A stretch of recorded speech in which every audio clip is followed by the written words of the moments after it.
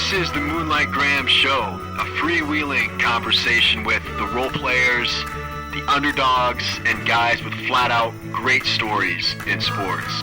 Hello and welcome back to the Moonlight Graham Show, and our moonlighter for today is a red-blooded American male named Ricky Stanzi. That's right, Ricky Stanzi is joining the podcast this week. He is one of those guys where if you're an Iowa State Cyclone football player, Ricky Stanzi was a thorn in your side, because not only did Ricky Stanzi, as a starting quarterback of the University of Iowa, go 3-0 against Iowa State during his career, but there was a trivia question. I don't think it's still true to this day, but at one point, Ricky Stanzi had more bowl wins, because he also went 3-0 in bowl games, than Iowa State had bowl wins in their entire program's history. And so as a Cyclone fan, that always hurt when Ricky Stanzi was just that trump card that Hawkeye fans could play against Cyclone fans. But it was hard to hate the guy, because after that great bowl win that they had back in 2009, when he's getting interviewed by Chris Myers on the field after the game, and they ask him some crazy question about what that football game meant in the broader context or something with what's going on in the world. And Ricky Stanzi had a quote, something like, "Hey, I love America. If you don't love it, leave it." And he was kind of laughing while he said it, and it became this kind of hilarious post-game interview, and made a legend out of Ricky Stanzi, especially here in the state of Iowa. After Stanzi played at Iowa, he went on into the NFL for about 3 years, but never appeared in an NFL game. So he's obviously a great moonlighter. But the reason I wanted to have him here on the podcast is because of what he's up to now. See, I started following Ricky Stanzi on Twitter about a year ago. He caught my eye because what he's doing now is he's training athletes. He's really into body movement patterns. He uses slow motion cameras to show how guys are training in a wrong way that leads to future injury. And it's become more and more of interest to me, especially as you see more non-contact injuries in professional sports today, really than any other time that at least I can remember. You see it in basketball in the NBA playoffs this year. You've seen a ton of baseball players over the last couple of years have non-contact Achilles injuries, or they jump up on the warning track and their knee comes down wrong, or they jump up really after they hit a home run and land on home plate and they end up tearing their ACL. And you see it in football celebrations in the end zones. Guys jump up to high five, they come down, they tear their ACLs, and you're like, what is going on? How can the best athletes in the world, with all this unbelievable training, get hurt in such weird, bizarre ways? And Ricky Stanzi and a lot of the people that subscribe to his line of thinking here feel like they have not only the explanation to it, but also the solution for it. And so that's really what I wanted to talk to Ricky about here on this podcast. What if the way that we've been training, the common consensus for athletes to be training over the last, 20 to 40 years, a lot of it has been flat out wrong? What if it, instead of making us better athletes, it's actually making us less durable athletes and more prone to injury? What if that is the case? It's always been curious to me how Cal Ripken Jr. can play over 2,000 games straight and never miss a game due to injury. How 15, 20, 30 years ago, you had tons of guys in the NBA played 82 games a year in the NBA, and now nobody can even play a back-to-back game. Guys seem to be a lot less durable today than they used to be. And I think part of that is, athletes are bigger, faster, stronger, but I think there's also got to be another explanation for that, for these non-contact injuries that have become such a headline around the sporting world recently. And so that's what I wanted to talk to Ricky about. It's a really fascinating interview. I'm really interested in it. I hope you guys are too. I think you will enjoy this one. Obviously, we do talk about his football career as well. So this will be our second episode of season 11. just like last week, make sure if you're interested in kind of the Kevin Costner part of this season, we have a quest for Kevin Costner going on. Make sure to listen in to the very end of the episode. I'll fill you in. I'll keep you updated on what's going on there on the Costner quest. And if you like what we're doing here on the podcast, make sure to subscribe to our show wherever it is that you get your podcast. We love hearing from you guys each and every week, whether you email in or send us a note on social media. We really do appreciate your feedback. You can also follow us on social media, Twitter, Instagram, Facebook, YouTube. And if you would be so inclined, we would love it if you left us a 5-star review on whatever app that you are listening to us on. So enjoy today's episode with Ricky Stanzi. Here it is.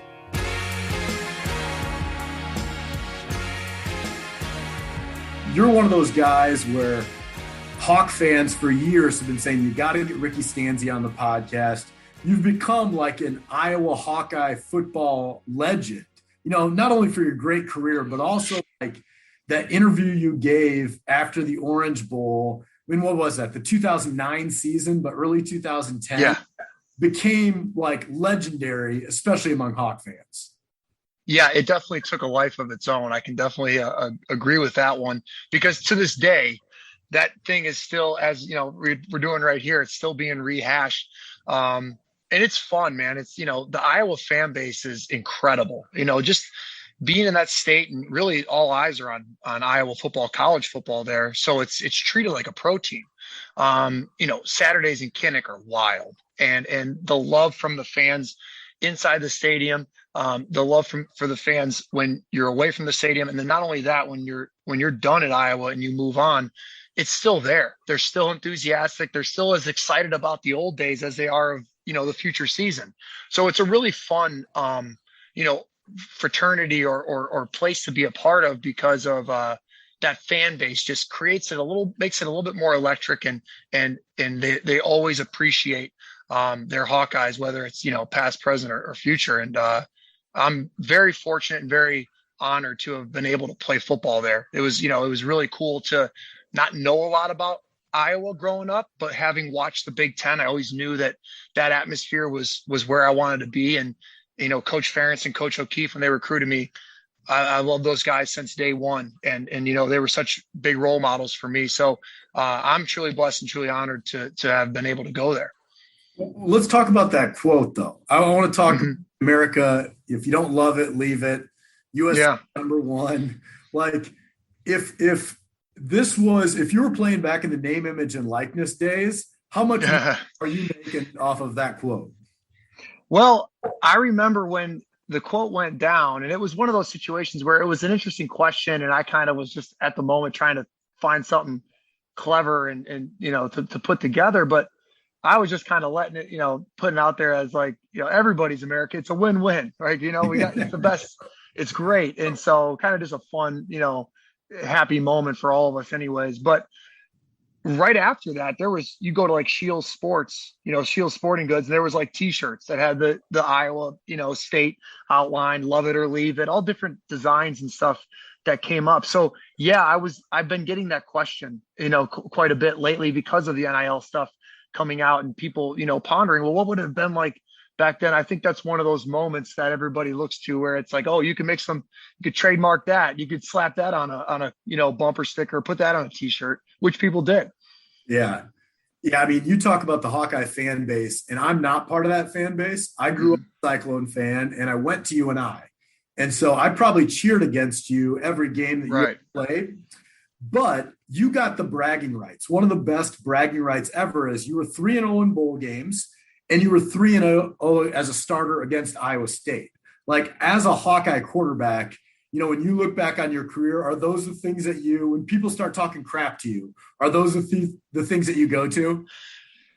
Fortunately, I haven't really had too many haters as it, pertains to after football and all the jawing that goes back and forth.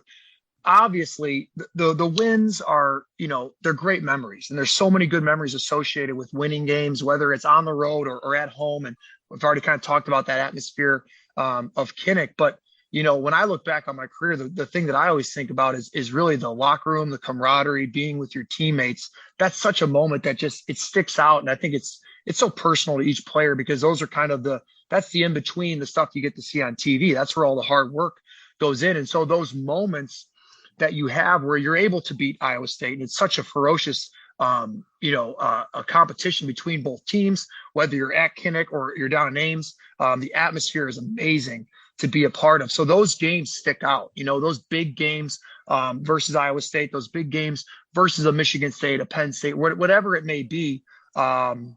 They hold a little more weight because of everything that gets built up into them. And they're great memories, and it's always fun to go back and rehash them with your buddies or with fans. So I was telling a couple of Hawkeye fans this morning that I was going to be talking with you. And one of them right away, almost like he's been carrying it around in his wallet for 11 years, says, well, you got to ask Stanzi what happened in 2010. Because in the 2009 season, you guys win the Orange Bowl, had a great year, and then had a lot of guys coming back. You have a great statistical year in 2010, but the wins didn't really follow like they did the year before. So what happened? I think the combination of the year before, like the show being underdogs, we truly were underdogs in 2009. There really wasn't any talk. There wasn't any, preseason highlights, all those things. So I think it's easier to ride that wave, and a little more challenging when you don't know it to ride the wave of everybody's aiming for you. So, we needed to do a better job of getting out to earlier leads. But then the big problem in that season was we couldn't close games out. And the year before, we were having those closeout games. We were able to win late. We were able to make a charge in the fourth quarter. And in 2010, we kind of left points on the board. Drive stalled out. I go on record all the time whenever we lose a game, I always look in the mirror. So for me, it's a what could I have done better situation. And there's moments there versus Arizona where there's a chance for us to make a play. There's moments there versus Wisconsin. There's chances to make plays. And you can see different spots in that season in 2010 where they differed from 2009. I mean, you look at the UNI game in 2009, we had to block 2 field goals to win a game back to back. So we were having those kind of moments. The Indiana game, I had thrown 5 interceptions before the fourth quarter even started. We still found a way to win that game. So 2009 was an interesting year as far as resilience goes with that group of guys to just not get flustered or rattled no matter what the situation was. And in 2010, we just couldn't quite finish those games out. And we found ourselves on the other side of that coin. And it's tough. It's tough to lose tight games. I think, just about every game I played in at Iowa was a tight battle. And I remember Coach Ferentz always saying that, these games come down to a few plays. A possession here or there, a big play can make the world of a difference. And I think you can see those polar opposites in 2009, 2010. Should have done a better job closing out, and that starts with me as the quarterback. Yeah, for the record, that UNI game is the last time I've ever stepped foot in Kinnick Stadium. I swore I'd never go to another game in Kinnick. That's fun. What was his name? Billy Hallgren had back-to-back field goals blocked there. So when you're at Iowa, and there's been so many Hawkeyes that have gone on to the NFL and do well, when you were there, who was like the NFL guy that would come back and everybody would be kind of in awe of him? Like Bob Sanders or Dallas Clark? Yep. Who was the guy? You just named him. Yeah, you just named him. Yeah, I mean, at that time, Dallas and Bob were lighting it up in the NFL. I think that Bob he was either just coming off of defensive MVP or had a defensive MVP when we were there. Dallas was lighting it up. So those were 2 really big names that stood out. Chad Greenway is another guy that, his name stood out. And those guys, their pictures are across the walls at Iowa. But the big thing that I think stands out for those cats, Chad, Dallas, and Bob in particular, is that they weren't highly recruited. They weren't even recruited at the position that they ended up being stars at. So those guys, as a lot of Iowa players, there's not a ton of 5 stars. There's kind of guys that need to be groomed. They need to grow up. They need to get bigger. They need to kind of work out their skills at Iowa. So Coach Ferentz, it was tremendous at developing talent, as everybody knows. And Dallas, Bob, and Chad are kind of an epitome of that. guys who had to move position, who had to kind of fight their way up the depth chart, and even in high school didn't get a lot of looks. So that's kind of builds into that Iowa image of just hard work and getting after it. So when you see those guys come back and their stories, you hear all the little stories about how hard they would work and how great leaders they were, and you got to kind of see the tough parts of their career. And then they come back as decorated NFL vets with hardware. Yeah, you can't help but be just a little bit in awe of what they're able to do. And those guys are, inspirational figures for any Iowa football player, not only me, but those coming that are there now or they're in the future, because their stories are great. And it kind of, epitomizes what Iowa is all about working together as a team and really trying to develop yourself as a player and get as much out of your talent as possible. You were a 5th round draft pick coming out of Iowa. This show here is about, Moonlight Graham, who never got in that bat in the major leagues, but he played in one major league game, but he was just in the outfield, right? And then he had to come to the Field of Dreams to get his one at bat. You spent like 2.5 years in the NFL, but you never appeared in a regular season game. How's that for you now that your career's in the rearview mirror? It really doesn't matter. I mean, it would have been great to have made that push and to get onto the field, obviously. But me looking back, that shortcoming, that not getting there is a huge part of why I do what I do today. So I see it as a blessing. I see it as one of the best things that ever happened to me, because it led me down a path that made me ask more questions, that made me be a little more inquisitive and kind of try to look underneath every single rock and around every corner to try to find something that would have helped me get on the field. So I saw those moments as learning moments, as moments to grow. And so when I look back at my NFL career, I kind of, very, very pleased with the way that it went because of what it led me to. And I'm just a generally super optimistic person. Try to see the positive every time. It's funny because my wife would always joke with me about it, where I'd go into a camp and I'm like, this will be the year. It's going to be great. And then you end up getting cut and you're like, oh man. And you can look back on it though. And it's easier to say, oh yeah, I can see the writing on the wall, or yeah, I wasn't doing those things quite as well as I should have to make a push. So, those are all great learning opportunities for me. And so I just use them as learning opportunities, even in the time of going through the struggles where you're at Kansas City, you've been drafted, you didn't even get to touch the field and you're already cut. And so now you're in a new spot and you're trying to claw your way back up, and it's frustrating. It's difficult. But in those moments, man, wow, that's where you really start to kind of push and try to find new ways. And at that time in my life was where I started to really look into human movement and really take another dive, another push into understanding biomechanics a little bit better. And that whole road, that whole navigation doesn't happen if I don't struggle. So it led me right to what I love to do today. So I'm pretty happy and blessed because of it. Yeah. And one of the reasons I wanted to have you on the podcast now is because I've been following you on Twitter for a while. And all of a sudden, I've been seeing a lot of other accounts as well, some of you around Des Moines, that have been tweeting about movement patterns, biomechanics and movement patterns, especially as it relates to injuries across multiple sports. So we've seen it with the NBA playoffs this year. We've seen so many guys getting hurt, a lot of which are non-contact. You had, Giannis had kind of a rebounding thing that he landed on. Yeah, that was a little contact, right? Trae Young landed on a guy's foot. Kawhi Leonard landed on a guy's foot. So that stuff happens. But like the Anthony Davis stuff, and then a bunch of guys, we see it in football, basketball, even in baseball. I've seen some of the accounts on Twitter talking about, certain injuries throwing all come back to the way guys walk or they move or how they're planting and how they're pushing off. And I remember the first time that this thought ever came into my mind was back when RG3, there was a video of back RG3 was squatting, and when he was really pushing, his knees caved in. And some account was like, this is why RG3's having knee problems. And I thought maybe this stuff sounds opportunistic after the fact. It's easy to diagnose things after an injury. But seem to be an expert in this stuff. And I wanted to, just hear your thoughts on kind of this plague of injuries that are going on right now and how it relates to how people walk and move.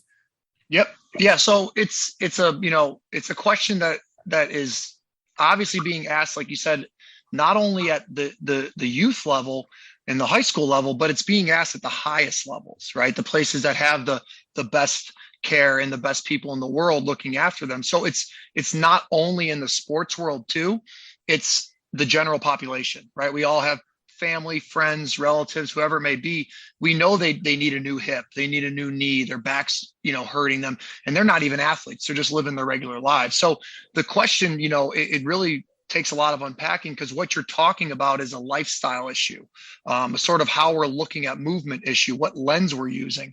And the two simple ones that start the whole thing are sitting in chairs, kind of what we're doing right now. What's become a normal thing for us is that every day we go through these sitting marathons, right? We're always sitting at a desk, at a chair, something that's not allowing our bodies to retune or to stay ready to go for the movement that follows. So movement and rest are flip sides of the same coin. So how we're resting is crucial to how we're then going to move after that rest. We've hijacked the innate resting way. The innate ancient resting way is to rest on the ground. The kids do this, the indigenous do this. The indigenous do it because there is no chairs, right? It's a different lifestyle. The hunter-gatherer, the tribes that we will study in slow motion, if you look at their lifestyle, it's a floor-dwelling lifestyle. If you watch babies, when they go to sit in a chair, they will still sit crisscross applesauce, or they'll still sit in cowboy with one leg in seiza and one leg in a squat. They'll sit in seiza on their shin. So these are postures that are across culture all over the world that are not taught. They are just innate ways of gathering yourself to rest. So we're supposed to rest on the floor, as we call it, upside down, inside ankle bone high, in these ancient bow and corner shapes, which is the bow and corners, how we move through space. So that's kind of the beginning of this. But then the next layer kind of takes you into the footwear. And if you look at the footwear and what it's sort of done to the foot, it's basically like a sofa or like a chair, but for your foot. So now the foot starts to get lazy. The foot control that we need, that is innate to us, is inside ankle bone high, meaning we have our arch in the foot. Our big toe is just there to balance. Our heel is not making big pressure contact with the ground. And we're using that strong side of the foot, specifically from the second metatarsal all the way back to the cuboid bone. We're using that as our pivot point, our anchor, that we're then going to spin the energy around. So when you start to mess with that arch and you start to turn it off and it gets lazier and lazier, you start to see bad foot control, which goes back to an RG3, where they start to land and the feet are turning out and they're using the inside of the foot to dig in, as opposed to holding that arch nice and strong and then letting that ankle play like the ball and socket it is. So the chairs and the shoes kind of start this thing. And then that third piece that is really pushing things even further is the training. And so the lifting derivative training, to paint a simple 40,000 foot view for you, we are designed to walk, run, throw, swing, strike. Eyes in the front, designed to move pressure, move the body forward through space. That is the innate way. You do not have to teach your kids to walk. You do not have to teach your kids to swing. You do not have to teach your kids to throw. I guarantee you they're going to start to try to walk all over the place. They're going to try to throw and swing things. So this is innate. Once again, back to what is the natural way? What don't we have to teach? The kids sit on the ground. They get up, they run, they throw, they swing. That is who we are. That's drive gear, just like you have in a car. That's your normal base default iOS that you're going to use the majority of the time, 95 to 98% of the time. That being said, you can go in reverse. So the lift, where you reach down forward, pick something up, and then pull it back up to you, that simple concept of lifting something from the ground or pulling something from your thigh, like an Olympic lift, or doing any other lifting derivative offshoot that you see in the weight room, whether it's holding weights by the side or on the back, that is going to promote reverse. So now my hip and my ankle and my foot are playing the literal opposite way of what's needed to walk, run, throw, swing, strike. So now you've got a world where your athletes are, let's just talk athletes for a second. They're sitting all day. They're wearing bad footwear, and then they go into the weight room and they do countless lifting reps. So they reprogram the nervous system multitude of ways throughout the whole day. So now you got a foot that, instead of using the outside edge, the inside ankle bone high foot technology that's innate to us, they start to use the inside edge, which is promoted through the lifting. Instead of setting a bow where the shin bone and the thigh bone spiral out on the landing, like think of, if you're a baseball guy, think of you're loaded up there to go ahead and throw and swing the bat. You pick that front leg up. Why? Because all the pressure goes into the back column. The pitcher's doing the same thing at the other end on the mound. You're loading up a leg. When you load a leg, when you put pressure into a column, a side of the body, that ankle is a ball and socket. That hip's a ball and socket. The spine plays through coupled motion, but it's still a spiral technology. And then your shoulder's ball and socket. These ball and sockets have to spiral when you load pressure. They don't work like a piston.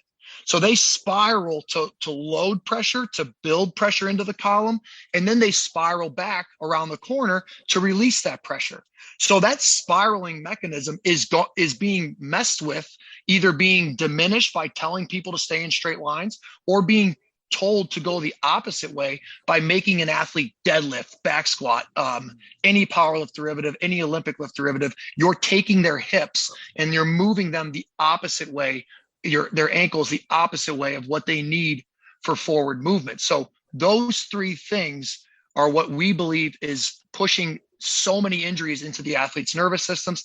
And it's not just the athletes, it's your general population also, but the athletes are the ones that get an ESPN headline for a hamstring.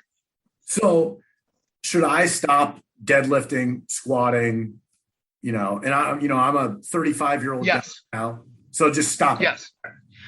You would stop, but you would also switch. So now let's say you're somebody. Yes. So let's say you're somebody that's like, well, Rick, I want to work out. Like, I want to go to the weight room. I want to get that lift. I like that exercise in my routine.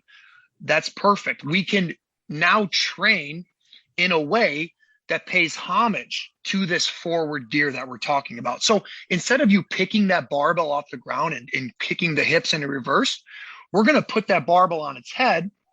We're going to use the landmine now, and that's going to allow us to do what I've been talking about. Have the inside ankle bone high, have the foot straight, have two well-organized columns that I can now spiral open and spiral close the ankles and the hips and the spine and the shoulder. We're going to use a landmine. We're going to use the sleds. We're going to use a Henny press, which is essentially hanging a barbell in two TRX bands and then kind of pushing or using like a jammer type equipment technology to then go ahead and drive force forward. So we're just taking the innate pattern of bow to corner to move pressure forward, to move the body forward. And we're making sure that our lifts or our, big exercises that we like to do are letting us keep that innate way. Landmine does it. Henny does it, a sled or the tank does it.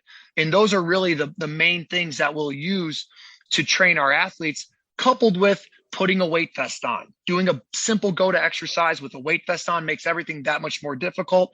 Holding plates at the chest, holding kettlebells at the chest, so we're not pulling from the ground and we're letting the back chain muscles be recruited, which is the opposite of what we use so much in the front. When we sit, we just kind of sink everything into the front chain. And then when you lift, you kind of overdo the front chain and you shorten the back. So we have ways, we have a full system to train an athlete. We have a full system from the standpoint of, if you're just somebody who's, let's say, 30 to 50, and you're not into working out, you don't want to spend an hour at the gym, but you don't want to get a new hip or have back surgery. We've got something for that. You could be a weekend warrior that wants to work out, that wants to challenge themselves. We got something for that. You could be a top level elite college football player, baseball player, you name it, professional athlete. We've got something for that. So this is a human thing. Goda is saying that that's a hip. It doesn't matter if you play football or if you just like to go swimming. That's a hip. Hips are designed to do specific things, and we have to pay homage to that. We don't get to decide because we didn't make hips. Nature did. We have to just observe and then train accordingly. So we have it all set up. And it's scalable for anybody in the population because it's what the population is. You're all Godas who have gone the opposite direction. We got to bring you back home. Right. Do you think, like, you watch the NBA nowadays, and there are no players that play 82 games, right? Cal Jr. played 2,100 games in a row. Nobody can play 162 anymore. Yep. Football is the same way. Like all the Iron Men were from the last century almost. You don't see any Iron Men. Do you think that because of the focus on the weight room and all the stuff that you've talked about, has this played to the lack of durability across professional sports? Absolutely. I mean, it's spot on with what you're saying. If you just I always go back to this 40,000 foot view. If we just kind of remove ourselves and look down on the situation, you'll see a slow progression from probably 60s on, where weight training slowly makes its way in. Arnold makes a debut. It's now cool to bodybuild. Something else happens where now it's cool to Olympic lift. West Side. So there's these moments in time where we get closer and closer to more and more training for more and more people. It's not uncommon now to see 6th, 7th, and 8th graders in the weight room lifting weights. Right. When my dad was growing up, that was not the normal thing. Now it's the normal thing. You need to get your son or your daughter to a training facility to train like the elite athletes. So now it's common, to be in a situation where you will have started training at a young age. I know I started lifting around 7th, 8th grade. So that's when I got into it. Yeah. How is it though that like Anthony Davis is paid $30 million a year and he is training his body in a way that is promoting injury? Like I don't want to quote the people that I follow on Twitter, but like it's kind of that common Twitter thread that's out there right now. How are these guys? How do they not know how to train properly? A great question. It's a question that takes a lot of different vantage points, because you got to remember these athletes, they've all got so many different people in their ears. Like I know, and I wasn't even a big time athlete. I was just some 5th round guy that never touched the field. I had 4 or 5 people that I was listening to. And you got this recommendation. Oh, you need to go over to that place. You need to go see this trainer. So I think right from the beginning, most athletes are probably hesitant to take any new information because they don't know. So many people are trying to sell them stuff that they just don't know what's true and what's false. I think that's a big problem. They have a lot of people in their ears. They don't know what's true and what's false. They have those that they trust closely. And I think that once the info comes from someone they trust closely, then they're able to kind of let down the veil, let down the shield, and take in new information. So I think we're in a situation right now where you're in a transition, and it's always a little sticky and ugly when you go through some sort of disruption in an industry. And that's what GOATA is a disruptor, where we're saying, hey guys, we've done everything wrong for 30 years. And we're like, oh, there's no way we've done everything wrong. We got the best trainers in the world. Well, the best trainers in the world couldn't fix a hamstring for the Nets. So if you can't fix a hamstring and you're now not in the NBA finals because of a hamstring, you're not the best in the world. You are amateur hour and you need to be replaced. So we're kind of at that point where as a former athlete, I have no patience because I gave money to trainers. I've watched my friends give money and give body parts up. They have to get a new knee. They have to get a new hip. So my patience is gone. So I don't care some jagaloon that never played a sport but has some degree thinks he can tell Anthony Davis he's not watched a second of slow motion video. So if I had Anthony Davis in my care, I would show Anthony Davis in slow motion why what he's doing is wrong. And to kind of paint a simpler picture, the reason nobody knows is because nobody used slow motion video. Gilly's whole thing was, let me just slow this down. Let me use this new iPad technology. Let's watch the indigenous move for a second. Let's watch a baby move in slow motion, frame by frame. Let's take a look at Michael Jordan, Barry Sanders, some of these guys who they just seem to be more resilient. Let's look at Simone Biles and Ed Reed and Randy Moss. Let's go take a look at, some of these age groupers that are 70, 80, and they can still run. They can still, go out and compete at a relay or a triathlon. Let's see what they're doing, but let's see it in slow motion because we can't see this in real time. That's why all the major sports organizations use slow motion video. Guess why? Your naked eye can't catch that speed. It's too quick.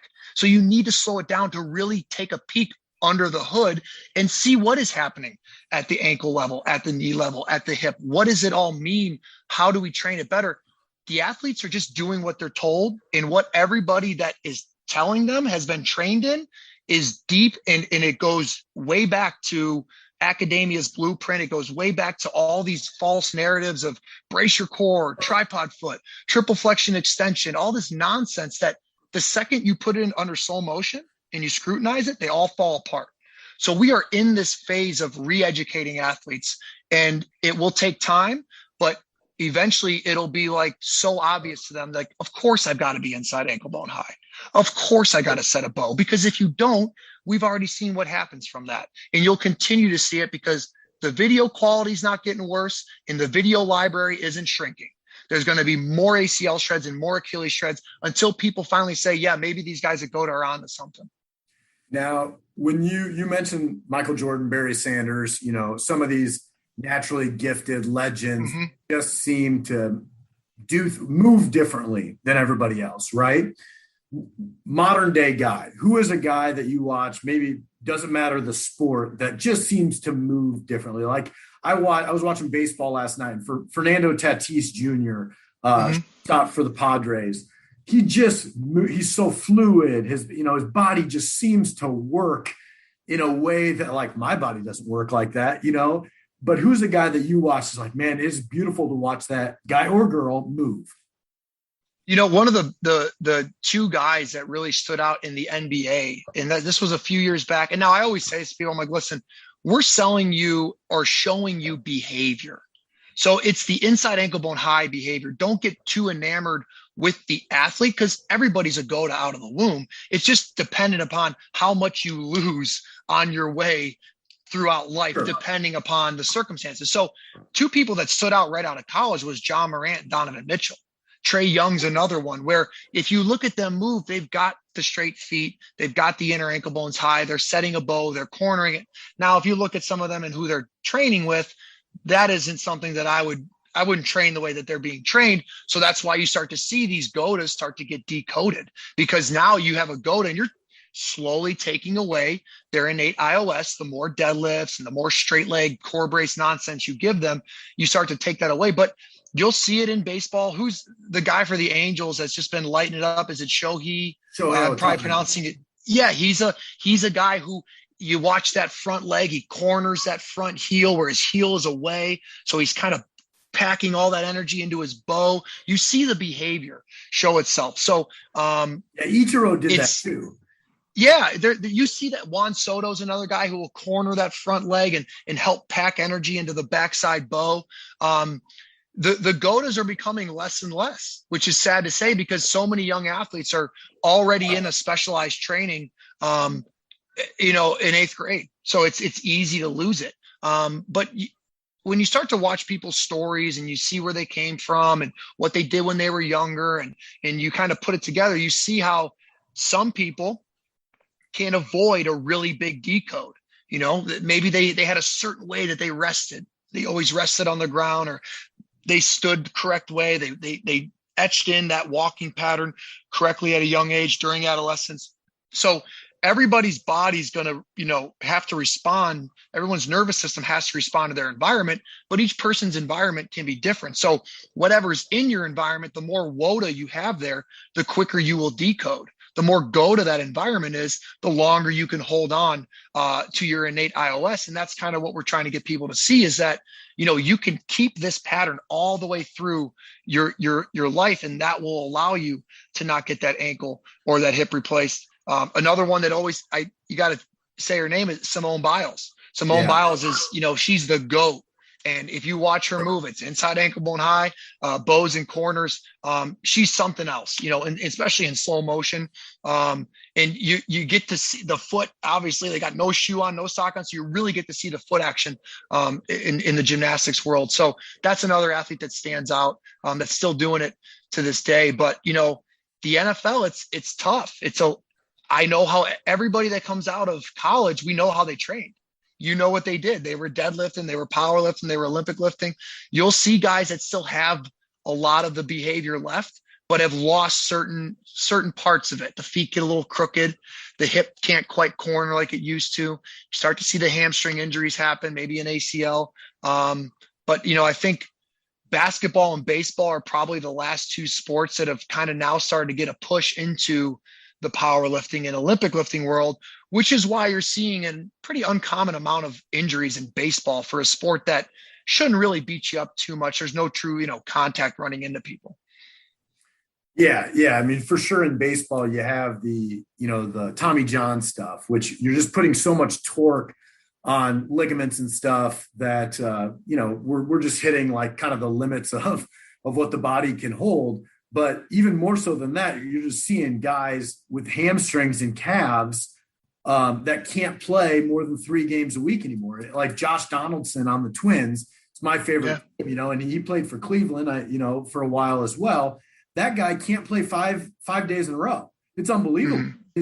It's a hamstring or a calf all the time. And I'm always thinking, like, how does that happen? How are we supposed to be as healthy as we've ever been? And yet we have nobody that plays over 140 games a year in a sport where you're literally just standing around for 2.5 hours. You only have to move. If you're not a pitcher or a catcher, you're hardly moving throughout the 3 hours. Yeah. I mean, bigger, faster, stronger is a farce. It's a lie. We have this idea that we are bigger, faster, stronger nowadays than we were in the past. We're not. We just got better technology. That's the only difference, is the technology has leveled up. Our bodies have regressed. We've gone the other way. The technology is getting better. You look at I think it was David Epstein did a TED talk on this. And one of the highlights he made was that if you look at what Jesse Owens was running with and running I watched this TED talk. He's essentially Usain Bolt if you just give him the shoes and the track and the training that Usain Bolt had. Essentially. So what you're looking at is this idea that, I'm bigger, I'm faster, I'm stronger. It's like, not really. Actually, we're less secure. We're less durable. That thing that you speak about, durability, that's the word we use with our athletes. We tell them, we're like, you're not looking for 1 rep max strength. That's not your sport. Like, locomotive athletes don't operate under 1 rep max strength, but they're working out in that world. The only people that use 1 rep max strength in their sport is Olympic lifting and powerlifting, because it's for them. They're lifters. They're using the lifting engine to compete. Every other sport that's locomotive, the ones that we know, the ones we're talking about, you don't ever do a lifting rep. If you play football, the only time you're lifting is when you got to pick a friend up off the ground after a play. That's literally the only time. Everything else is locomotion. Basketball, locomotive. Baseball, locomotive. Look at the pitcher. Throw, look at the batter. Swing. It's what it is. It's forward gear. So if you keep training a sport that specializes, that highlights the forward gear, you keep training that sport with reverse gear, you are taking this pitcher's hips. You're taking this batter's hips, and they're supposed to open up and then close, and the heel goes away. Every lifting rep you do, you're opening them the opposite way, and the heels are going in. So now when they go to run, they get less and less of that corner. The heel doesn't go away as much. The back chain muscles get shorter. Well, of course, the hamstring and the calf goes. Of course, you go to put your foot in the ground and the Achilles blows. Your back chain has been compressed because not only are you going through sitting marathons, you got a heel on that shoe, and then your strength coach just made you deadlift 300 pounds. Like, everything in your day is feeding reverse gear. Of course, your hamstring doesn't work properly. Your hamstring's being shrunk and being taken away from its innate blueprint. All right, I'm changing topics on you. Have you ever been to the Field of Dreams? We're about the moonlight. I haven't. I haven't. You never made it out to the Field of Dreams. I never did. No. Ever seen the movie? I saw the movie way back when I was a little kid. I remember my cousin and my uncle, because I was just kind of starting baseball, and he was a big fan of the movie. And I remember watching it way back when, and I haven't watched it for a long time, but now you bring it up, I want to go back and watch it again. What about, like, have you ever met Cosner? Cosner. I haven't. NFL draft movie? No. All right. We got to get Cosner on the pod at some point. So I'm on the lookout for anybody that knows Cosner. Anybody that knows him. Yeah. Well, hey, I'll keep my ears long. I'll try to let us know. Keep an eye open. Cool. Well, Ricky, the way we end every episode of the Moonlight Graham show is with the 5 big questions. All right. So first question is, who's your all-time favorite teammate? All-time favorite teammate. Man, that's a tough question, because obviously at Iowa, my teammates became my best friends. So my closest buddies, Brett Morse, AJ Eads, Tony Moyaki, Jeff Tarpinian, that was like my nucleus of friends at Iowa. So those are like my favorite teammates because those are my favorite memories. Being with those guys and building just lifelong relationships. Some of the guys that I got to be around that just they work in excellence. They've always been at the at kind of that top of their game, and they have the accolades. I mean, I was able to get in the room with Eli Manning with the Giants for a little bit to see the way he worked. I was able to be around Matt Stafford to see the way he worked. In the CFL, Bo Levi Mitchell is another guy, doesn't get enough credit, but to see these guys and to learn from your teammates the way that they prepared for each game. So it's kind of two different answers for the same question. I always marveled at the guys who were able to excel in their sport and the amount of preparation they put in. I always admire them as teammates and their leadership. And then my closest buddies that I was able to go to battle with for so many years, and just the lifelong relationship you have. So it's kind of a little bit of both. When you look back on your career now, what's one memory that you have that reminds you of everything that you love about the game of football? Man, the game that always sticks out is 2008 at Penn State at our place. We had been battling that whole season to just kind of find an identity, and we took a slide in the middle, and then we were able to put some wins together late. And the thing just kicked me out. Is that okay? All right. Okay. And so that game was kind of one of those, it felt like a turning point. It felt like a turning point that kind of led to what 2009 was. And it was one of those games where it was cold. It was a night game in Kinnick. We were down and we had to make a comeback and a drive late. And that was, they were third in the nation. It was one of those like just really surreal moments for me. I'm like, wow, I'm in the Big Ten. We just won a game against Penn State, who's ranked third, and everybody's on the field, rushing from the stand. I was like, this is just wild. So that game kind of being one of the first big-time games, the first big-time game at Iowa, it always stands out for me. What's the flip side of that? What's the game or the pass that drags at you? Oh, man, that's easy. That's like 2010, obviously, and we had just lost to Minnesota in the last game of the season. I think we had lost 3 of 4. And the game that we won versus Indiana, like, could have gone the other way. So we were kind of in the dumps at that point, and that was when we kind of really needed to claw back before our bowl game. But that was one of those games where it's just like, all right, we got to reevaluate, we got to reassess what's going on. So that's kind of the highs of the highs and the lows of the lows. And they're both learning opportunities. They really are. And that's the cool part is to see that they're both learning opportunities. That helps you push forward and make gains and not go the other way. Has there ever been a guy that you've been on the field with, whether it's been on your own team or somebody you've played against, where that he just left you in awe about like how good of an athlete he was or how good of a football player he was? I know as athletes, we're supposed to be like, never show like you're in awe of somebody, but sometimes you're just like, man, I've never seen anybody do that. Aaron Rodgers. Yeah, Aaron Rodgers for sure. In 2015, I was with the Lions on the practice squad, and they were at our place for Thursday night football. And that was the night that Rodgers hit that Hail Mary. It was Rodgers to Rodgers. And we were all like, wow, this dude like rolls out to the left, he makes somebody miss, and he just sends a freaking moonshot. Like I'd never really seen a ball in person travel like that. And it was just incredible to see. And so Aaron Rodgers was always a guy that I marveled at him on tape. Just some of the throws he was able to make are just off the table for 95% of quarterbacks, maybe 98. So he is a human highlight reel, but then to see it in person and for him to cap the game with a Hail Mary, I just remember being like, wow, that guy is, if not one of the greats in my standpoint, from my view, from an athletic standpoint as a quarterback, from a pure, like passing the ball, like looking swaggy as he does it. I don't think anybody does it better than Aaron Rodgers does it. Nice. Final question here then, Ricky, is what's the best advice you've ever received?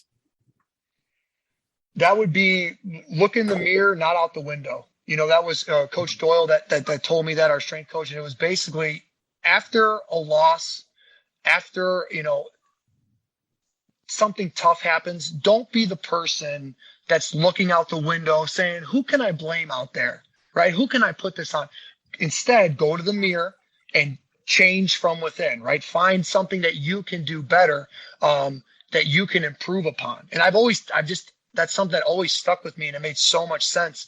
And then kind of the flip side after a win, when you do win, go look to give, go congratulate, go push praise on your teammates. So that was always something that stuck with me, and something that kind of feeds into that extreme ownership mentality where, no one's coming to save you. You got to figure it out. You got to find a way to push yourself and to make yourself better. So looking in the mirror and not out the window when you face adversity is something that's kind of helped me just keep trying to get better. And if you don't see it as something that you can get better as, if you point blame to someone else, then you immediately take the burden off of getting better. Like you don't have to, now it's like, well, I don't have to get better. That person has to get better. So it really kind of stifles your growth. You slipped in extreme ownership in there. What would Jocko Willink think about not being able to do squats anymore? I tell you what, I hate to be the one to break the news to him, but it's like you had said, what we're trying to do is not tell you that. We want you to still see that you can get that satisfaction of, man, I just put the work in. Like that's what I think, that's really what you're after. You're not truly after unless you're a power lifter who's competing to get better, you're not truly after the deadlift. Like you're not, you didn't create it. So it's not like it's something that it's near and dear. You just want that grind. We tell our guys, our athletes, our big boys, the old linemen, because they will have that question. We don't lift weight at GOTA. We move it. But the weight's still there. You can put way more weight on a sled than you could ever put on your back on a barbell. So that same grind, that same intensity, that's there. And that's not just reserved to lifting weights. You could go to a yoga class and get crushed. You could go to a cardio class and get crushed. That's just reps, sets, and how you set up the circuit. So all of that we can work around. That's really what I would say to a Jocko Willink or someone who's really gung-ho on, kind of slinging the lead around and getting after it. You can absolutely still do that. You're just going to change the way you do that and change a few objects around, a few pieces of equipment, but you'll still get that work, still get that grind in. I love it. Well, Ricky, this has been awesome. I really appreciate you giving us some time today. We went a little over our allotted time, but I was fascinated by the conversation. So thanks so much for doing this. All right. I really appreciate you having me on, Tim. Thank you. Yep, sounds good. And get to the Field of Dreams when you get a chance. I will. So that wraps up our episode with Ricky Stanzi. And if you're still listening, you're probably wondering, have we got to Kevin Costner yet? So first of all, I want to say thank you to everybody who reached out or tweeted at Kevin Costner last week.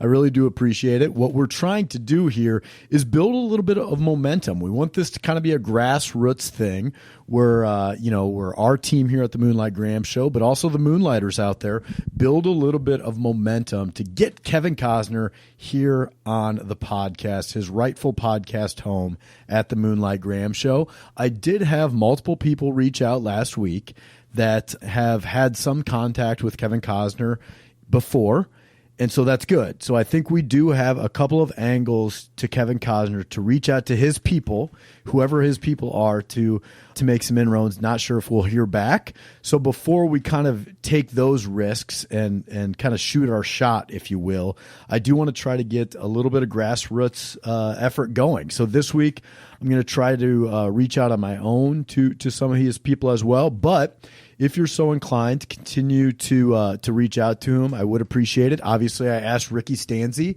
if he had ever met Kevin Costner. He has not.